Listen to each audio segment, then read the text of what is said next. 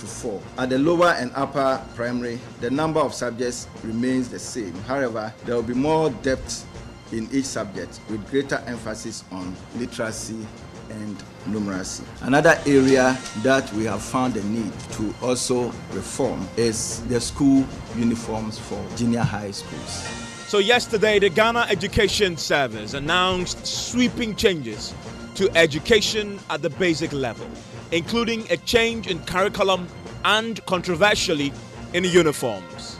So tonight, we connect parents, pupils, teachers, experts, and the Ghana Education Service to interrogate the changes.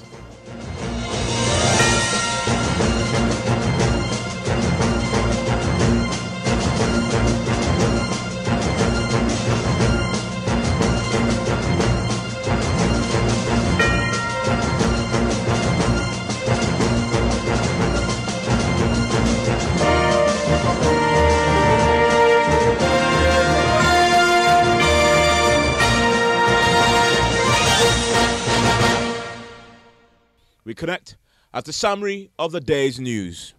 From the Joy Newsroom, here are the latest news headlines. Former Rector of GIMPA and now Chairman of the National Development Planning Commission, Professor Stephen Adai, has lauded government for reducing the number of subjects studied by pupils in basic schools. Government yesterday launched a new curriculum for basic schools with focus on literacy and numeracy. The number of subjects for kindergarten has been reduced from 7 to 4.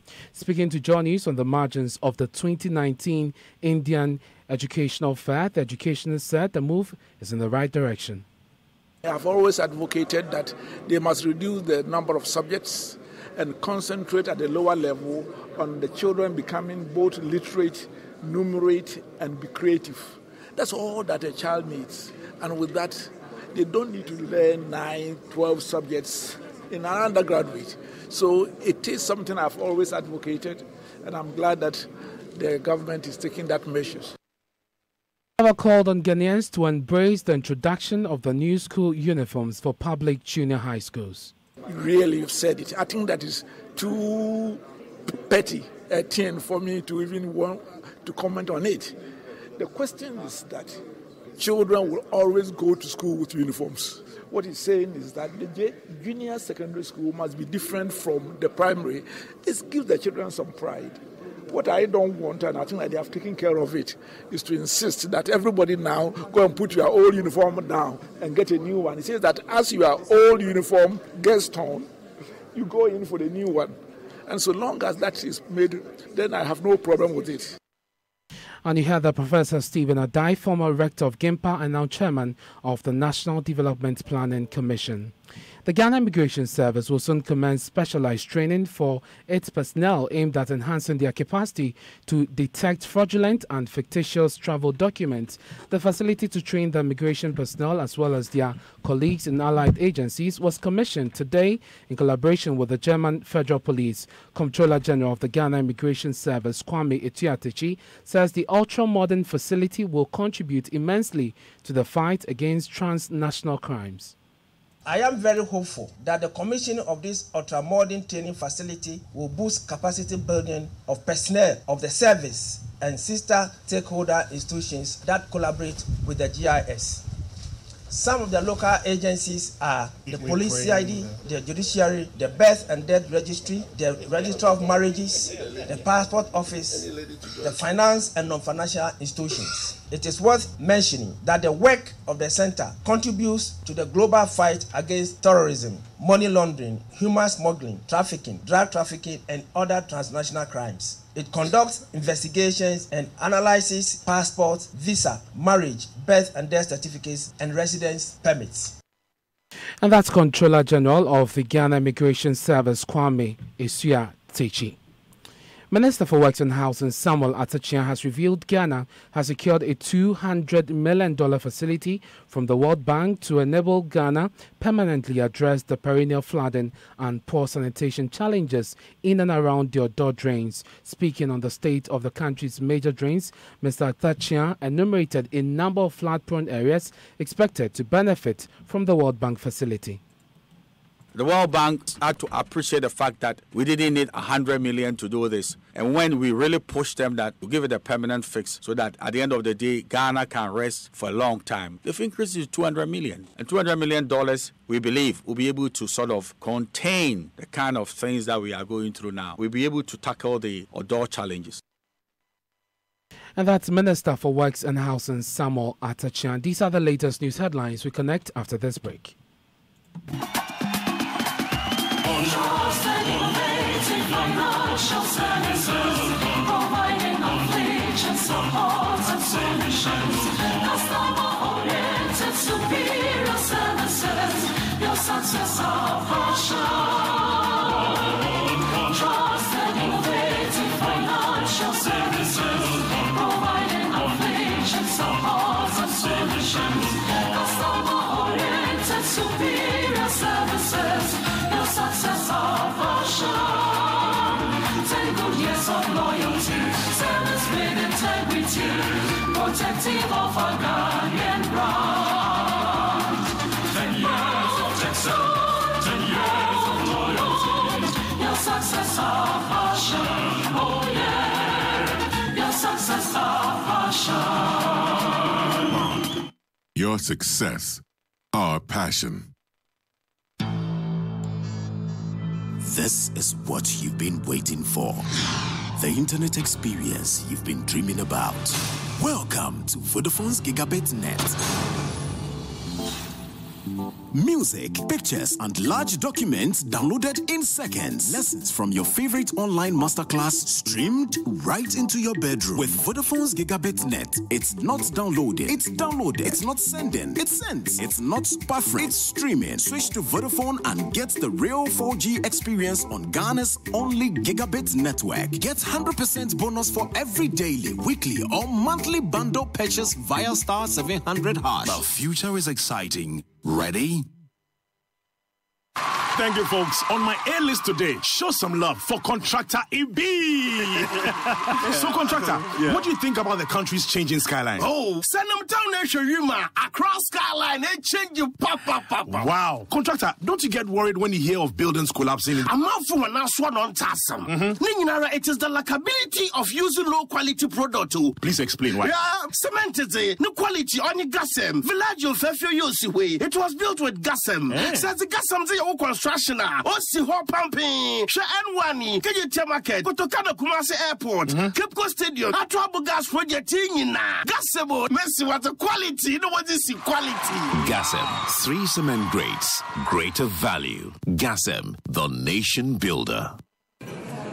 What makes me melt on Easter?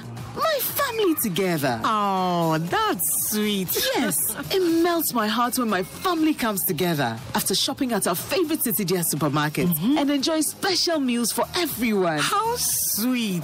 With the kids running around. The sweetest Easter deals at Citidia, because only Citidia offers the best quality products at prices so low that will make your heart melt. So rush to Citidia and have a sweet Easter.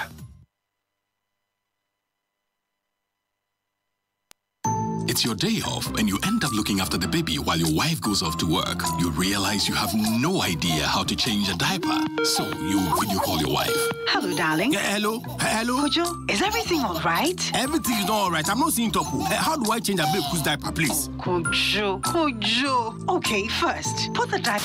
The video call freezes. While you wait for the internet to catch up, the baby sprouts a fountain and wets the diaper. As you are getting a new one, your wife comes back online. Kojo, no. Why did you leave Abeku alone on the bed? But I had to go and get a new diaper. What must I do next? I beg, quick. Open the front of the diaper. It's the side that has... Wow, look, the video freezes again.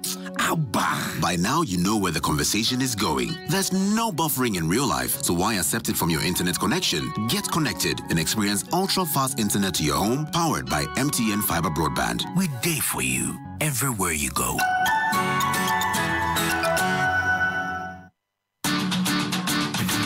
We give you nothing but the best, we stay above the rest. More quality, more affordability. Kingdom Books and Stationery. Everybody's going to the one and only shop where customer satisfaction is a guarantee. Kingdom Books and Stationery. Oh yes, with our 30 days credit facility with no interest charge, free delivery services, and our free consultation on setting up your office, Kingdom Books and Stationery is unmatched in our delivery of quality and affordable office essentials, equipment, and furniture. Experience world-class customer service in all our branches in Accra, Tema, Kumasi, Cape Coast, and Takoradi. Call us on 0302-764-101 or visit our website at www.kingdomgh.com. Kingdom Books and Stationery, your number one-stop shop for all office essentials and stationery. Terms and conditions apply.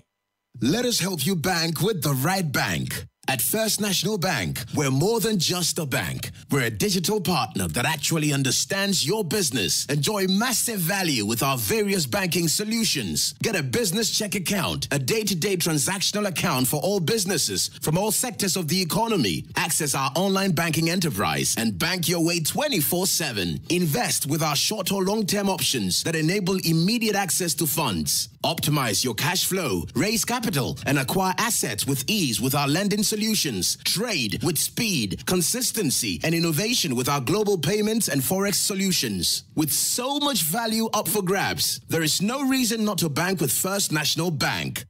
First National Bank. How can we help you? Honey, I need to get some. But I don't have cash on me. Let me get some fuel quickly and let's go. And how are you going to get the fuel? I thought you said you didn't have cash on you.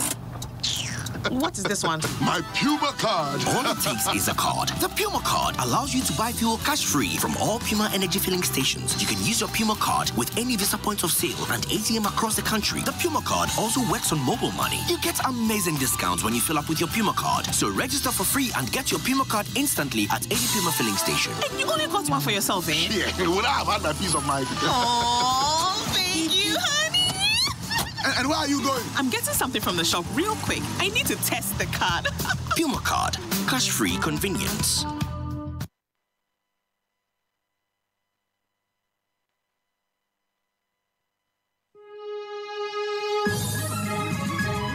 Bulls and Bears, brought to you by First Bank. Thank God it's Friday. You are tuned into the Bulls and Bears program, brought to you by First Bank Financial Services.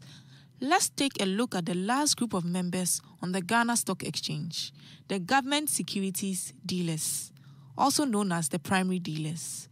Primary dealers are corporate bodies that have been registered by the exchange and approved by the Bank of Ghana to deal in government securities such as treasury bills and bonds.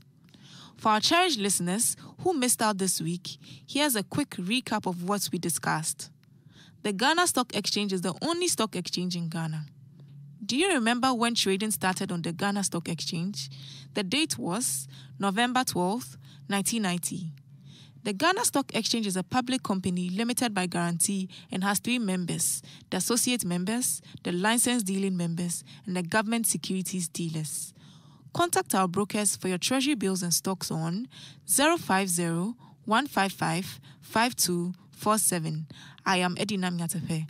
Enjoy your weekend. First Bank head office is located at number 7 Volta Street, Airport Residential Area. You can also find us at the World Trade Center, Ridge, Tema Community 1, and Kumasi Dufie Towers. Our telephone numbers are 0302-781-483 or 0302-780-402.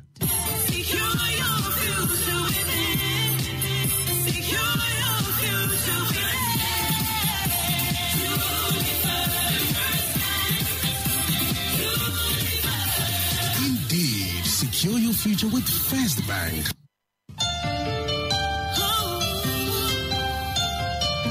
Make yourself a promise to make money, to invest it, to grow its value, and secure your future with it. Secure your future with it.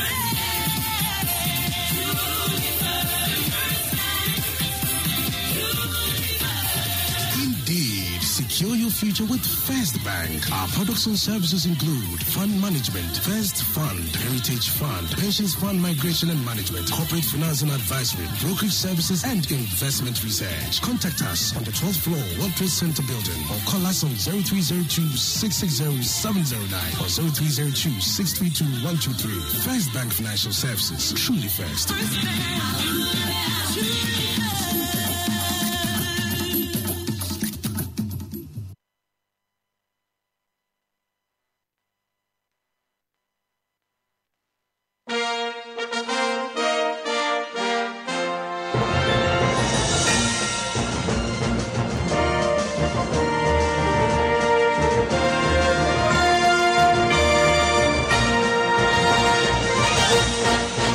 Thank you very much, Mr. Evans Manson. I listen to you every day, and I encourage you and thank you for all the educative programs you mount. And you're live on Joy 99.7 FM. This is Ghana Connect. So just yesterday, we had the announcement of possibly the most substantive change in education at the basic level in more than a decade. The new curriculum that we are rolling out has some key features that we want to highlight. At the KG, the number of subjects have been reduced from 7 to 4. Within the 4 subjects, we will do more in-depth teaching. At the lower and upper primary, the number of subjects remains the same. However, there will be more depth in each subject with greater emphasis on literacy and numeracy. As part of the several reforms that are going on in education, another area that we have found a need to also reform is the school uniforms for junior high schools. And the minister, through consultations, presented a memo to cabinet, which was duly accepted for us to change the junior high school uniform from next academic year. The idea is for them to start seeing themselves as secondary school students. The Ghana flag in it, which symbolizes patriotism and then the sense of belonging. There's a certificate which talks about graduation from the basic to secondary school, and then there's a graduation cap symbolizing intelligence and superiority. So that, by the way, is the Director General of the Ghana Education Service, Professor Poku Amankwa. But you see, these changes affects you, parents, pupils, teachers, across the length and breadth of this country. So this is why you need to connect with us and have your say. Remember, you can always get in touch on the various social media platforms that are about to now shortly. Connecting with me in the studio is Stephen, is a JHS teacher at the Kumpano Roman Catholic School in the Central Region, and he doubles as a prime servant for the Innovative Teachers Association. Thank you very much. Thank you, Ivan. I'm grateful that you join us in the studio. This is really about you because you'll be implementing it in the school. It's good to have you. Benjamin, of course, is a voice that you've heard on this show before, but years ago, we used to talk to him from the UK because he's an educationist. He's a teacher himself in the UK. He's back in Ghana. He's an expert in this field, currently with the Commonwealth Enterprise and Investment Council as a country head. Benji, thank you for connecting. Thank you very much. Great to have you again. Great. James is a parent with 2 children in the public primary school. James, I'm grateful that you joined us. Thank you very much. And it's good to have a parent to talk to. But listen, here we connect you to authority. And so we're grateful to also be joined and connecting the studio. It's Dr. Prince Ama.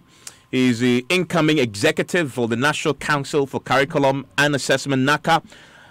Hello, Doc. Hi. Yes, and they really prepared this new curriculum that was announced yesterday. And so he's the right person to talk to in terms of the questions that you may have Wherever you are tonight, please get in touch. WhatsApp is the best way to get in touch with us. 0244 340 437. But if you are on Twitter, just use hashtag Ghana Connect Live. And if you have questions for NACA, they put the curriculum together. Send it to us on WhatsApp, 0244 340 437. Also share with us on Twitter, hashtag Ghana Connect Live. We are harvesting a few of your comments and views. We'll be calling you back so you can join via voice as well, in addition to the text that you send us. And we'll exercise some editorial discretion on who to call. But this is important. And so we want as many parents and teachers as possible to be part of the conversation. And that's why we are doing that tonight. I want to start with you, James. James, so you have 2 children, right? Can you approach the microphone for me? Which level of education are they? One is in basic 4. Okay, and then the one you have with, and then he brought his this young one is, what is his name? Mention Remy Van Say Amwa. again. Okay, good. And he's in Basic 4. Basic 4, and then you have another one. Yes, basic 5. Basic 5. Okay, so 4 and 5. Okay, so this really covers it. So this will be lower primary. Basic 4 will be lower primary, correct? The teachers. Yes. This is lower primary. Basic 4. Yes. Yes. Okay. No, basic 4 upper primary. Upper primary. Okay. Yes. Okay. Okay. Good. So I'll come to the uniforms question, because I know that's what most parents are worried about, because of the immediate cost component that is involved, because you have to buy it up yourself. But there are substantive changes to the curriculum that your child will have to now be engaged in. And yesterday the GS director made the point that they're employing parents to help in the process of implementing what they announced. Now, one of the key things that we know this will involve is that at KG, your son is not in KG, so it won't affect you. But at lower and upper primary, the number of subjects remains the same. He hasn't changed the number. However, there will be fewer concepts and more in-depth treatment of concepts in each subject. There is also greater emphasis on literacy and numeracy, because they've found that our children are performing very poorly in literacy and numeracy. So let me ask you, for your 2 children, what's your own assessment? So they're in public school, right? This is public school. What's your own assessment first of their numeracy and literacy skills now? Are you happy as a parent with what you see in the children, with the education that you're getting, with numeracy and literacy? Actually, I don't have a problem with that. I think it's quite a good implementation. I mean, now I'm talking about. We'll talk about what this will do. But if you look at your children now and what they are doing, when they come home, are you happy with the quality of education that your kids are getting and what you see in them now? Now, I may say yes and no. Okay, explain. Especially taking the French language, for instance. I don't actually see any of them speaking French. Okay. They do it and pass. So, like, what are they? I actually think it is good for them to know French. To know French. Okay. But I believe it's a good way to let them avoid and do it in the upper primary. Okay. What about literacy and numeracy? Because this is really the core. Numeracy is mathematics, I guess, right? Literacy is ability to read and write. Right, yes. Uh-huh. In both local language and foreign language. Because I see that in your thing you did, literacy is English and Ghanaian language. Yeah. Correct. So I'm asking you, as a parent, you assess your children on the ability to do numbers, addition, subtraction, and they're reading and writing. Are you happy? Yes. You're happy? Yes. Okay, so for you, the education system now is delivering for you. You're happy with what you're getting? Yes. As far as numeracy and literacy is concerned? Yes. Okay. So that is an interesting assessment there. So if you hear that they've announced today or yesterday that there is going to be a greater emphasis on numbers, mathematics, reading and writing, happy with it?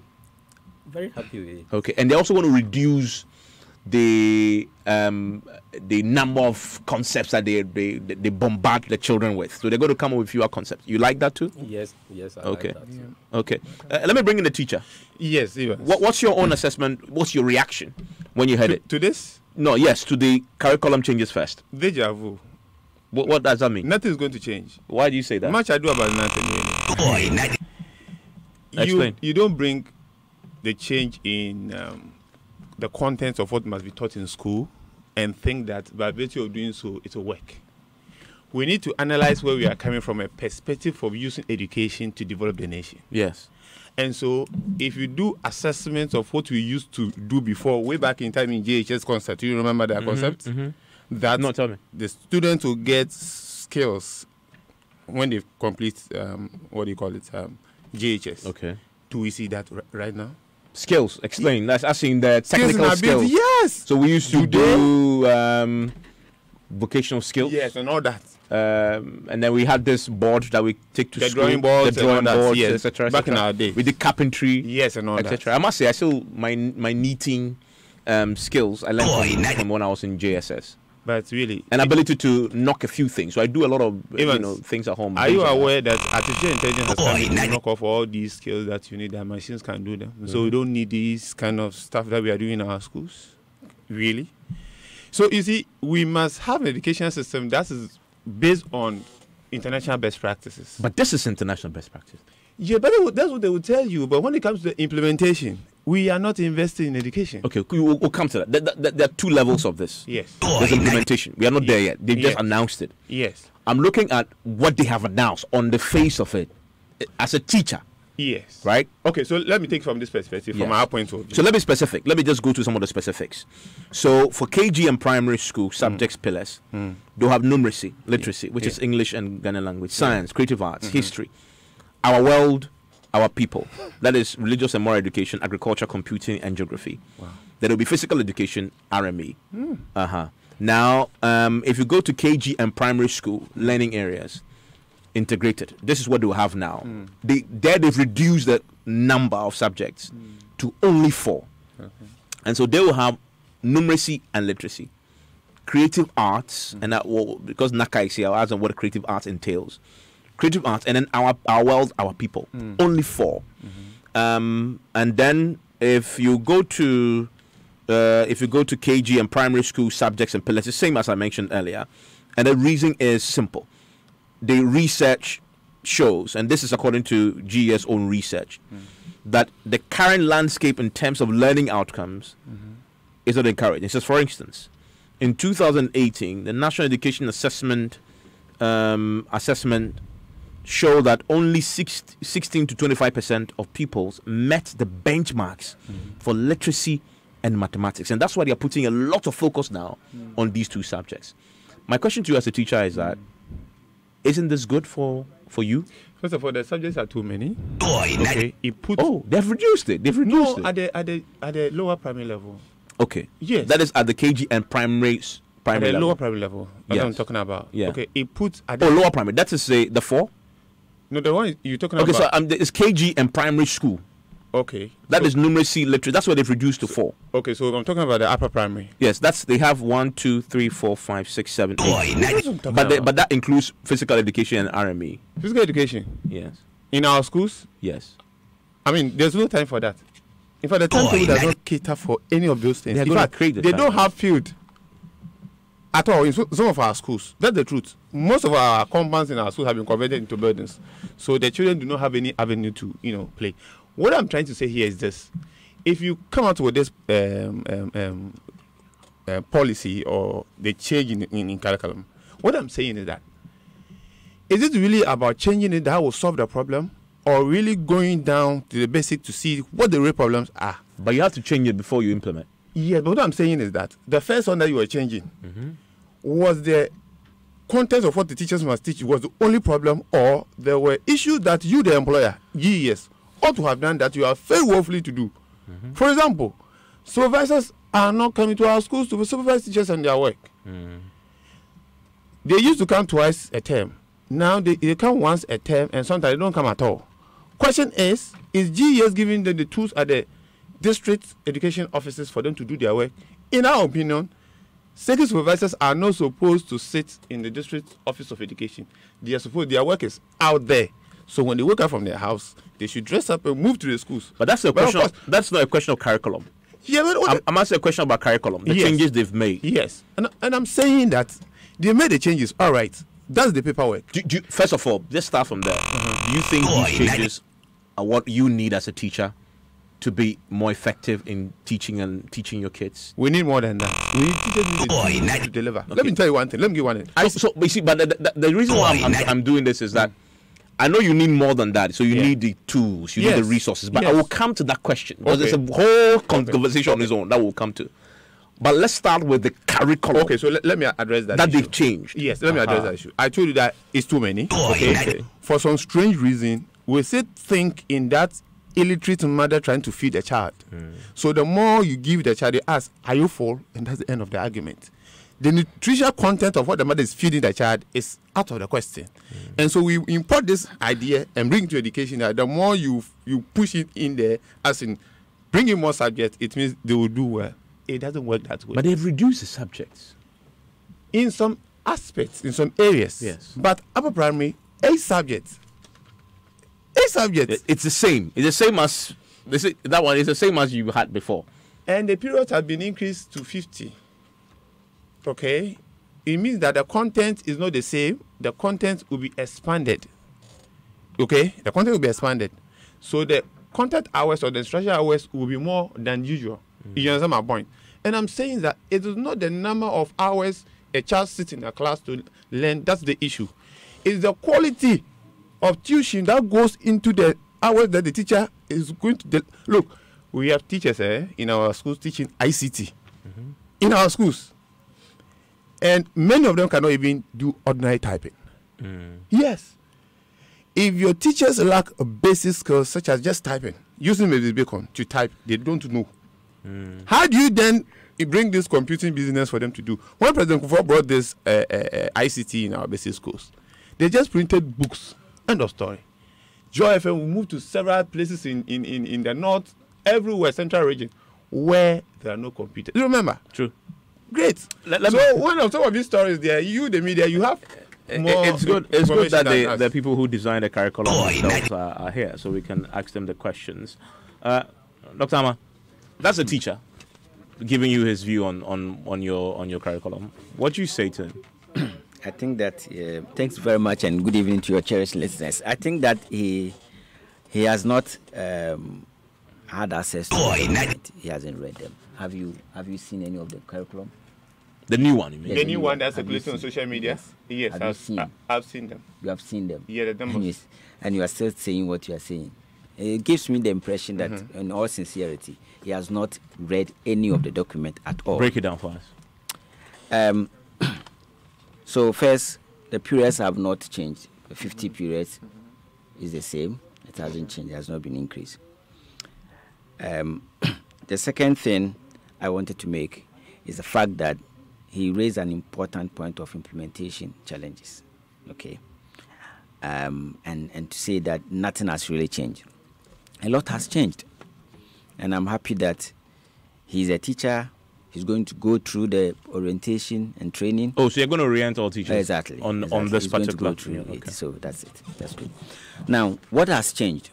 What has changed is that the curriculum that we use now is inadequate in preparing our young people to fit into the 21st century. In terms of theory, my friend here is from the UK. I have taught in England and I've taught in Scotland, and I'm sure that we will share so many experiences as well in the process. The curriculum we have is not adequate to prepare our young people to fit into today's world. One, we are largely preparing people to write and pass examination, largely because of the behaviorist nature of the curriculum we have, where performance means that somebody's ability to pass an exams. The emphasis has been on product and product and true and poor. All of us have been very much concerned. I have been shouting on top of the roof, before sitting here. I have been at the advocacy platform talking about we need to change our curriculum. We cannot continue to use this curriculum for many years. So how does this new one address that? So what this one seeks to do is to place emphasis on the essential skills that we need in the 21st century. Okay. If we are looking for a job now, beyond having a degree, there's some basic skills that we want you to demonstrate. The problem-solving skills. You're a critical thinker. You are innovative. You are investigative. You're collaborative. Teamwork. Team play. Honesty, integrity. So these are what we call the global competencies, the soft skills that are not measurable by an examination. So that is what is underpinning this curriculum. I see. The second feature is that the curriculum, clearly articulates the content areas that need to be studied and which are benchmarked to international standards. So if we were to pick our curriculum right now, pick one and let's demonstrate. Let's be specific. If we were to pick, say, let's say if we were to pick science, okay, and we were to look at science. Science is too technical for me. I don't like science. Let's do creative arts. No, I don't have creative arts. Okay, my area is mathematics. Unfortunately, I don't have. Do you have ICT science? I don't have any of them. But if we were to pick, okay, do it. If we were to pick and to look at science, how they have been designed, okay, the strands, the substrands, the content standards, the indicators and examples, you will see that at least we've now begun to model our curriculum and shift from what needed to be done many years back. And remember that the objectivist model, the one in the classroom, based on behaviorist understanding, look, drill and practice, drill and practice, drill and practice. And the thinking is that once you continue to do the same thing repetitively, you are going to, acquire the skills. So that's been the thinking. So this new one does what? No, this new one does not. It's not more. Does not relate or is not underpinned by that thinking. It's more about children constructing their own knowledge based on their experience, the past experience, and then using their past experience to express themselves. And so, therefore, there is no single, solution to say an activity. There are several approaches to get it. That's why problem solving. Is it science you're using? No. So these are cross-cutting teams. So this is the underlying principle that you're using. They cut across all the subject. So for example, just let me give you one curriculum. Okay. This curriculum is science. And if you open here, just pick a content standard. You can see that if you have a content standard here and you have an indicator is what a child should do to demonstrate, to give you an indication that they have done, they can achieve that. Now you will see that there are specific practices or core skills here. If you can read them for every single content standard, we have integrated these essential skills. So here, let me just read one line. It says, understand the physical features and life processes of living things and use this understanding to classify them. And then it says indicators and examples. Learners go outside the classroom to observe and identify various living and non-living things and discuss the observation. Engage learners to watch pictures or animated videos of different living things. For example, birds, insects, trees, reptiles, mammals, etc. And comment on them. And the last one, just example. Ask learners to identify the names of the living things from the video. And let's read the last end there. This side. Yeah. It says here, core competencies, digital literacy, creativity and innovation, personal development and leadership, communication and collaboration. So if they watch and they're telling you see the communication. So you engage them in discussion. Critical thinking and problem solving. So they watch the video. Yes. They've gone out there and to observe the various living things, and they come back and they're telling you in their own words what they saw and how they saw it and what. Okay. Fantastic. And this learner-centered. So this is what is going to happen from what next season? From September. Now this is learner-centered pedagogical approach. The teacher-centered, learner-centered teaching approach. The teacher-centered is the teacher always doing the talk to chalk. And our teacher, look, in the British classroom, look, the maximum minute you can speak in a class before plenary is maybe 5-10 minutes. 5-10 minutes maximum. The rest is allowing the kids to just explore, engage themselves in discussions. But what you're saying is so true. Yes, exactly. And you see that when we live here and travel outside, the context that we have experienced is so different that it takes time for us to adjust. So you're saying, I think I want to bring others in. Yeah. I think you've given us a fair idea of what this is. So the child in the Bunkuru Yoyo village with no light hasn't seen, this is what he's supposed to do from September. Yes. Okay. So it's environment. So they are going outside. Yeah. So they're going to use the same environment they've grown up in. Exactly. But this time they're going to critically assess the environment. Exactly. And come back and report on how they experience the environment. Exactly. Okay. And they're going to be thinking differently about the environment they are used to. Exactly. And the communication, then they are developing communication. Yeah, true. And remember that children learn from what they know to what they do not know. Yeah. So you go to your own environment, the things that you see, they are the things that will form your opinion about the environment. And then the key feature, additional feature of this is that now we have standard. So at the end of each particular year, we know what the child should be able to do. Okay. We can hold teachers accountable. And he made a very important point. So if you come to the class, the child is, so for example, an outcome is that by the time you end, the child must tell you, give an example from what we read. From here, so the child must be. The child should understand physical features and life and physical feature and life process of living things, and use this understanding to clarify. So this is a content standard that by the end of all these activities, a child must be able to exhibit that. Yeah. But you need one if you have an indicator. If the child knows the life process of living things, growth sensitivity to the environment, respiration and excretion, then you have achieved that. Okay. Now, this is supposed to be achieved at basic 5. I see. So if a national assessment is done, and your children can't do this, then you know there's a problem. Holding the teachers accountable and the street accountable. Interesting debate and discussions here, and I'm very pleased to hear from the teacher and from the curriculum himself and the parent. I think it's quite interesting. However, when you're developing a framework, there are 3 key things that you look at. So one, you look at the intent of the curriculum. The second one is the implementation, which is always a problem. And the third one is the impact. How is that going to transform to encourage learning?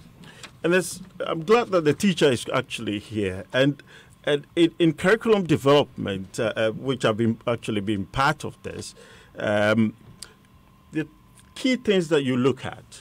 One, you look at teacher engagement. Were teachers involved in designing this curriculum? Yes or no? Yes. Okay. Now, if teachers were involved in designing the curriculum, how were they involved? Now, because if the teachers do not understand, implementation will go very wrong. That's the first one. The second one, which Dr. Amma actually mentioned, which I got me very interested and I want to really probe into that, is to look at whether the curriculum is open or restricted. If it is restricted, then it's the responsibility for government to actually come up with new way of thinking, new way of developing new curriculum. So if it is restricted, then the government or your office has the responsibility to ensure that it is delivering for all. So there's equity at all levels.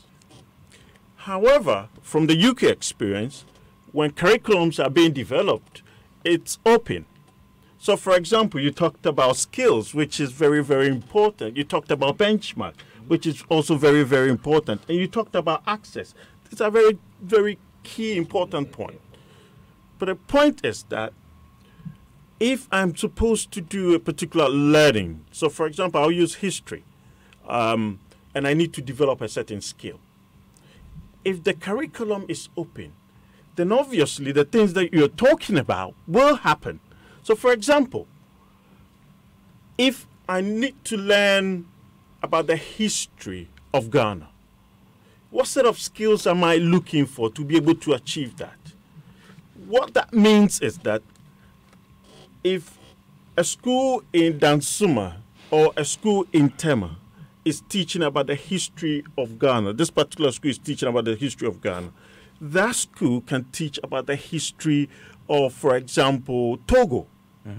What we are looking at here is the skill. So if those skills can be achieved, then this curriculum will work. Regardless of what the actual topic is. Absolutely. It's There's about a skill that you're looking for. It's the skill that you're looking for. So is that what you mean by it's open? Yes, when it's open. So and when it's restricted is what? When it's restricted. Define what that means. Restricted means that the curriculum is stating, just like you read from the science example, is that you just have to go by what's written in the book. Okay. If it's not so, and it's open, I think it's a great thing. It's a great thing. Because what you want your children to do is to be able to develop new set of skills, new thinking, become very innovative, and to be able to apply these skills on a daily basis. But you have a challenge exactly with the teacher from listening to him. You realize that the teacher engagement has not been very solid. And that is something that we need to look at. And there are 4 key things I would actually mention, which is the teacher qualification. He talked about it. Which I think they're addressing now. So teachers now need to write a qualification. I'll come to you substantively to write a qualification. They must be certified. So this is even the first time that a primary school curriculum has been designed has been designed after designing a teacher education curriculum that will respond to that. Remember, last year, a new teacher education program was initiated, and where all colleges of education are now running a Bachelor of Education program. That is a preparation towards teaching this curriculum. Okay. Yes, wrap up. Let me bring back the teacher. And so I think there's 4 key things that is very, very essential if we have a very good document. Trust me, it's a very good document. From what you've heard so far, I have read. You're happy with what it is? I'm happy. It's good. I mean, comparatively, globally, it's a good document. Okay. However, there are 4 key things I would love that you actually focus on, which is to do with the training aspect. So, in terms of training, is how to teach effectively. That's one of the key trainings that you have to look at. The second one is the terminology. You use certain keywords, and you have actually highlighted on those keywords and said, what does that mean in practice? And the third thing is there should be clarity on what means a curriculum change. The teachers need to understand that. There need to be very clear clarity in that. And the fourth one is assessment. Assessment is a big deal. And for this particular curriculum change we had yesterday, there are going to be assessments at various levels that didn't used to be. And we are told that there will be national assessments at P2, P4, and P6. And P6. And then after, even when we have JHS and SHS, there will be national assessment at JHS2 and SHS2. Let me bring in Stephen. I'll come to you, parent. Stephen, yes. Yes, Ivan. You see, most often than not, when issues of accountability crop up, it seems that teachers are running away from it. That's not the case. Okay. The labor law clearly specifies that the employer's responsibility is to provide the tools the workers need to work with. Okay. So if you don't give me the tools, you do not have the moral courage to come to my school and hold me accountable for anything that you find there.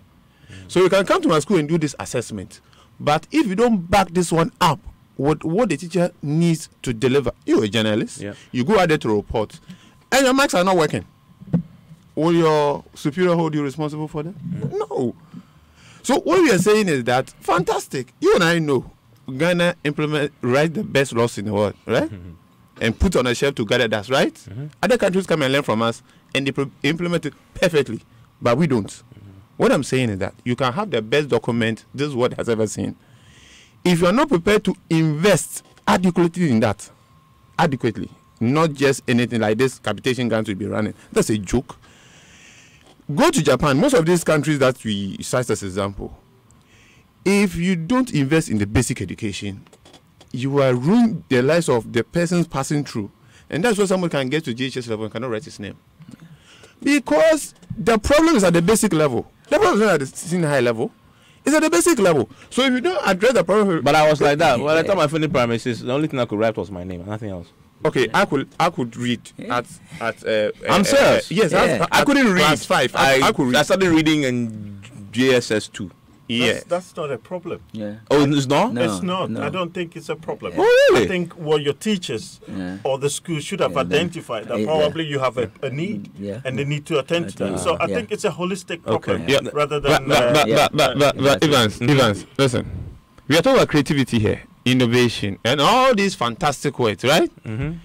If we don't have class standard science labs in our schools, where serious experiments are made, to induce the creativity when it comes to science and the love for science. For example, our students who went to Spain to participate in the international science fair, whatever that it took place with this the winners from St. Peter's, they couldn't do their experiment because everything they saw was absolutely new. Now here's the point. Mm-hmm. If you are running the education system based on chew and pour, so now this assessment is purely going to be based on chew and pour. Take it and write. What is the practical components of this to show really that the children that you're talking about have the skills? From what I read, though, it appears that they've moved from that. They shifted because they're saying that from the one I read, let the kids go out into the environment. So in this case, the lab is not a physical building. The lab is the child's environment. Am I saying it correctly? Yes. Exactly. I think. Let me come in here. Okay, please. Briefly, because I want to hear from the parent. Very briefly, I'm a teacher, and it saddens me when I hear teachers say things like no resources, no this, no that, and that's a very lazy way of thinking. Oh, really? The problem is, I keep going back to it. The problem is teacher qualification and the skill. If you do not have the skill, how do you impact knowledge? You're saying that even if you don't have the skill, they give you all the resources in the world. You can deliver. Okay. Let me hear the teacher respond to that. Let's say having the skill. And look, you can take the best medical student here, take him to any of the best medicals, like John Hopkins University, to become whatever. When he comes here and he doesn't have the tool to operate in the site, what is he going to do? No, but the point is making is, if today government gives you all the resources you need, teachers will deliver. No, it says that if government gives you all the resources you need to, yes, and your teachers and your teacher, they are not skilled. Yes, you can't even operate. They said they are going to do workshops. They are going to train the teachers on how to. And I'm saying that several workshops have been, run for teachers when they come to ICT.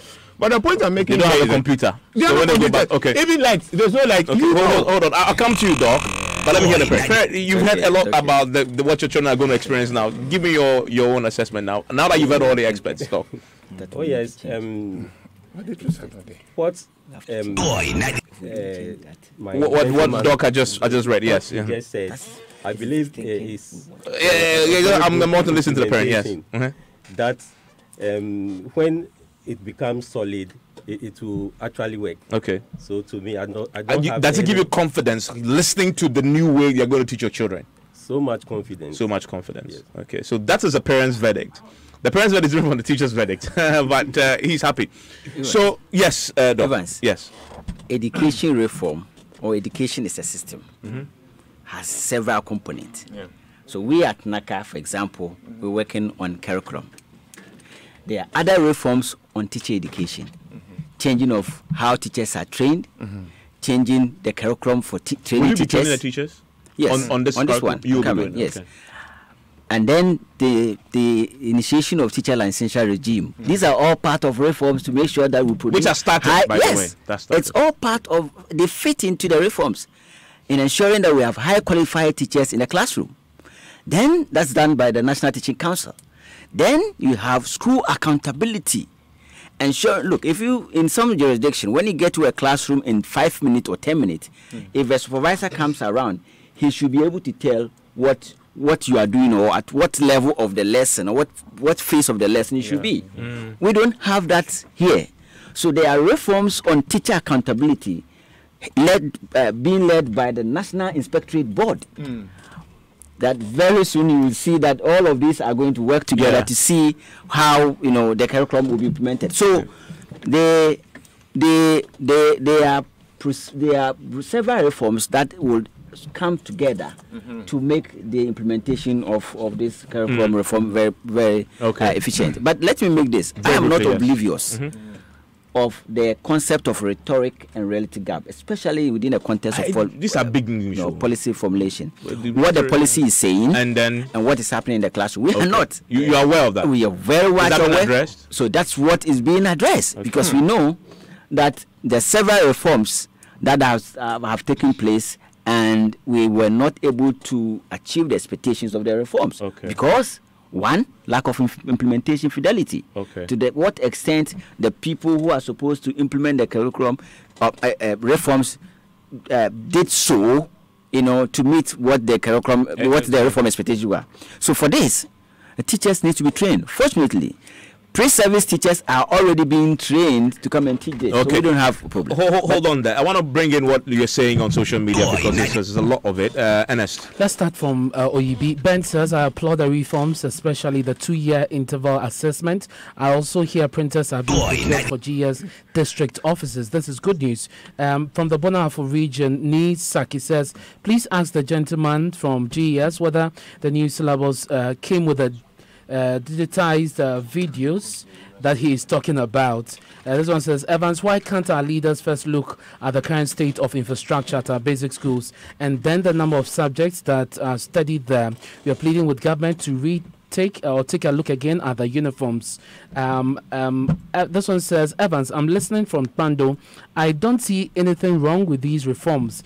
All we need in this country is to keep partisan politics from our education and we'll be fine. Well, thankfully, nobody has talked partisan politics here. Yeah. And Eben from Bogatanga says, you can change the education system, but trust me, if you don't have facilities and teachers, we will not achieve results. Let's quickly go to the poll. We did the poll on the uniforms, which has become a topical issue for most people. Yeah, that's true. So just about an hour ago, we put up the question, do you approve government's decision to change the school uniform for pupils in public junior high schools? You have to choose A, yes, great decision, or B, or you do not approve. That's for B. Now, we just have 1.1k people connected with us. 1,100 people. 100 people in just 1 hour.